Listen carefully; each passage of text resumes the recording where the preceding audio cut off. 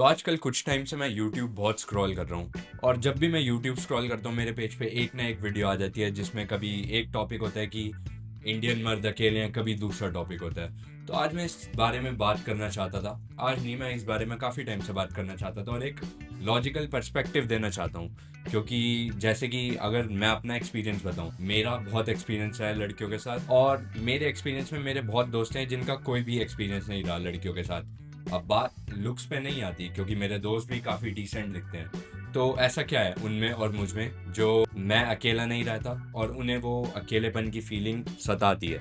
अगर तुम ये वीडियो देख रहे हो तो मैं समझ सकता हूँ कि तुम भी रिलेट कर रहे हो। तो अब जो मैं बातें बोलने वाला हूँ, अगर उससे तुम्हारे दिमाग में कुछ भी सीख मिलती है तो तुम इस चैनल को सब्सक्राइब कर देना। तो बात स्टार्ट करते हैं अकेलेपन की। अब अकेलेपन में दो तरह के लोग होते हैं। दो तरह के लोग जो कि सेम कम्युनिटी से आते हैं, जिसे हम ऑनलाइन कल्चर में बोलते हैं इंसेल्स। अब इंडिया में दो तरह के इंसेल्स हैं, एक माइनॉरिटी इंसेल्स और मेजॉरिटी इंसेल्स। अब अगर मैं बात करूं कि इंसेल शब्द का मतलब होता क्या है, तो इसकी फुल फॉर्म होती है इन माने की इनवॉलेंटरी, अपनी मर्जी के बिना। सेल माने की सेलिबेसी, जो एक बंदा सेक्स की प्रैक्टिस से रिफ्रेन करता है, खुद को दूर रखता है सेक्स से। तो इंसेल का मतलब होता है कि एक बंदा जो अपनी मर्जी के बिना सेक्स नहीं कर पाता। तो अब जो माइनॉरिटी इंसेल्स है इंडिया में, वो है एक नॉर्मल इंसान जिन्हें सिर्फ सेक्स नहीं मिलता किसी भी रीज़न की वजह से। अभी हम रीज़न में नहीं घुसने वाले, बट अनफॉर्चुनेटली यहाँ पे बात आ जाती है मेजॉरिटी। अब इंडिया में जो मेजॉरिटी कम्युनिटी है इंसेल्स की, वो है टॉक्सिक, जो कि खुद को नाइस गायज बताते हैं और उन्हीं के तुम्हें इंस्टाग्राम पे किसी लड़की के पोस्ट के नीचे कमेंट्स मिलेंगे, are word in my mind, blah blah. I am sure तुम समझ सकते हो। तो अब ये वाले जो इंसेल लोग हैं, ये इस स्टेज पे पहुंचे कैसे, पहले हमें इसकी बात करनी है। तो ये भी कभी कभी नॉर्मल इंसेल्स हुआ करते थे और इनकी एज भी इतनी ज़्यादा नहीं होती। ये 20, 21, 22 साल के एजी फेस में होते हैं अपनी लाइफ के। तो इनकी लाइफ में और एक नॉर्मल इंसान की लाइफ में फ़र्क क्या। तो मैं बताने जा रहा हूँ कि ये लोग हैं कौन। अगर तुम खुद को इससे आइडेंटिफाई कर पा रहे हो, please make change as soon as possible. तो ये इंसेल्स होते हैं कि जो 15-16 साल की उम्र में, मे बी इवन 17-18 साल की उम्र में इनकी किसी लड़की से वार्तालाप होती है, इनकी किसी लड़की से बात होती है और वो बात थोड़ी आगे जाती है, ये अपने मन में एक्सपेक्टेशंस बना लेते हैं। ये एक बहुत फेयरी टेल की दुनिया में चले जाते हैं कि इनकी उस लड़की से शादी होगी। ऐसे ऐसे सिनेरियोज इमेजिन करते हैं कि ये अपनी लाइफ को कैसे बिताएंगे उस लड़की के साथ, जब इनकी पहली लड़ाई होगी ये सॉल्व कैसे करेंगे। मूवीज़ में देख के ये मेक आउट वाले सीन की लड़ाई के बाद मेक आउट कर लिया, ऐसा सॉल्व हो गया, अब छोड़ा तो भी तुम एक दूसरे के पास वापस आ गए। ये ऐसे सपने एक लड़की के साथ देख लेते हैं जो कि वो लड़की उनकी कभी बंदी भी नहीं थी। तो ये ऐसा होता क्यों है? हम अपने मन में एक्सपेक्टेशंस को इतना हाई क्यों कर देते हैं किसी सामने वाले इंसान को लेकर?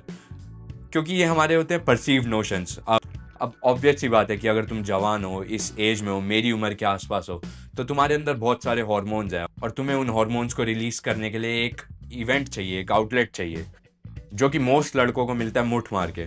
अगर मुठ नहीं तो दिन में ये ख्यालों को देखकर। क्योंकि अब अगर तुम डेटिंग ऐप्स पे जाओगे तो उनका बिजनेस मॉडल ये होता है कि उनका प्रॉफिट करना है तुम्हारी लोनलीनेस से। अब अगर तुम्हें मेरी बातों पे विश्वास नहीं होता तो मैं एक समरी दे देता हूँ कि डेटिंग ऐप्स वर्क कैसे करते हैं। डेटिंग ऐप्स का मेन कॉन्सेप्ट होता है कि वो एक एल्गोरिदम बनाते हैं। जैसे कि अगर तुम पबजी खेलते हो तो उसमें तुम्हारा रैंक सिस्टम होता है, पबजी या फ्री फायर। तुम जितने मैच जीतते हो तुम उतने ही तुम्हारी रैंकिंग के पॉइंट बढ़ते रहते हो और तुम अगली रैंक पे पहुंच जाते हो। तो इनका सिस्टम होता है कि कितनी बार एक बंदा राइट स्वाइप कर रहा है यानी किसी को एक्सेप्ट कर रहा है। और बेसिकली जो बंदा जितनी बार स्वाइप करता है उनकी एल्गोरिदम को पता चल जाता है कि ये कितना ही डेस्परेट है और उस बंदे की प्रोफाइल कम से कम शो करते हैं और उसके बाद वो उन्हें दिखाते थे कि तुम्हें 1 लाइक आया है, 2 लाइक आया है, जो भी शायद गलती से आ गया हो या फिर वो लाइक फेक हो, सिस्टम के द्वारा दिया गया लाइक हो। पर इससे तुम्हारी क्यूरियोसिटी बढ़ जाती है क्योंकि तुम देखना चाहते हो तुम्हें किसने लाइक करा है, जो कि तुमसे कॉन्वर्सेट नहीं कर रहा है, तुमसे बात नहीं कर रहा है। तो अब तुम क्या करते हो कि तुम देखते हो वो प्रीमियम लेने वाला बटन तुम्हें एंटाइज करता है। ओह, क्या मैं प्रीमियम ले लूँ, क्या मैं प्रीमियम ले लूँ, फिर मैं क्या पता मैं इस लड़की से बात कर पाऊँ, क्या पता हमारी बहुत अच्छी बात हो, क्या पता ये ही मेरी सिंड्रेला हो, क्या पता। तो अब तुम जाके उसका प्रीमियम ले लेते हो और उसके बाद ये साइकिल चलती रहती है कि तुम्हें 1 मैच मिलता है, 2 मैच मिलता है और तुम होप करते हो कि तुम इस लड़की को स्वाइप करोगे, जितने स्वाइप करोगे और उसके बाद तुम मैसेज करोगे किसी से तो तुम्हारी बात होगी, कहीं पे तो तुम्हारा लक चलेगा।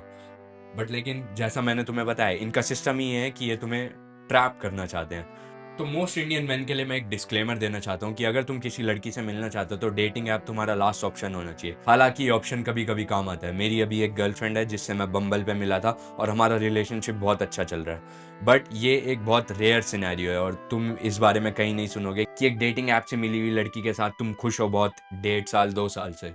तो अब हम टॉपिक पे वापस आ जाते हैं कि क्या इंडियन मर्द असली में इतने लोनली हैं या वो खुद को ऐसा फील कराते हैं।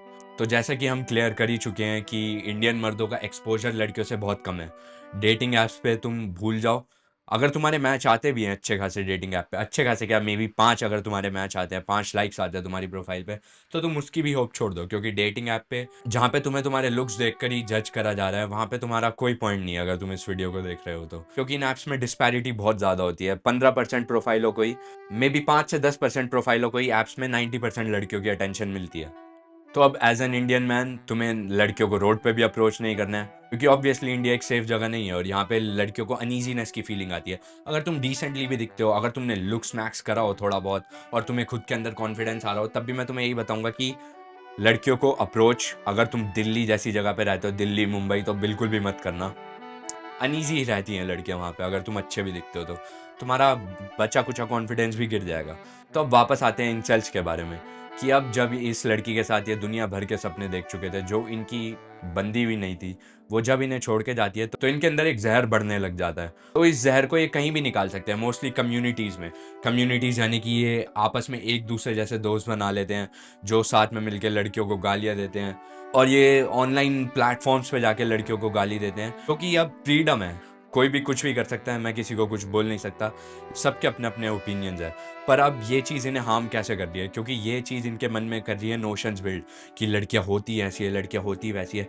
मेरे भाई, क्या तुमने लड़कियों को कभी समझने की कोशिश करी है? अब मैं लड़कियों को अपने सर पे नहीं चढ़ा रहा हूँ कि लड़कियां वो भगवान का रूप होती हैं, बहुत अच्छी होती है। मेरे साथ भी लड़कियों ने बहुत बुरा करा है, तुम्हारे साथ भी बहुत बुरा करा है, बहुत से लड़कों के साथ बहुत बुरा होता रहता है, मे बी लड़कियों की वजह से या खुद की वजह से। अब हम ब्लेम ले सकते हैं 50-50, मे बी एक फेयर नंबर रहेगा 70-30 का। 30% लड़कियों की फॉल्ट, 70% तुम्हारी फॉल्ट, अगर तुम्हारा कोई बैड एक्सपीरियंस रहा है तो।